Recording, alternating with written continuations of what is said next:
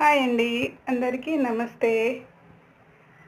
ఈ శ్రావణ మాసానికి Suzuki access 125లో ఒక న్యూ స్కూటీనైతే లాంచ్ చేశారండి.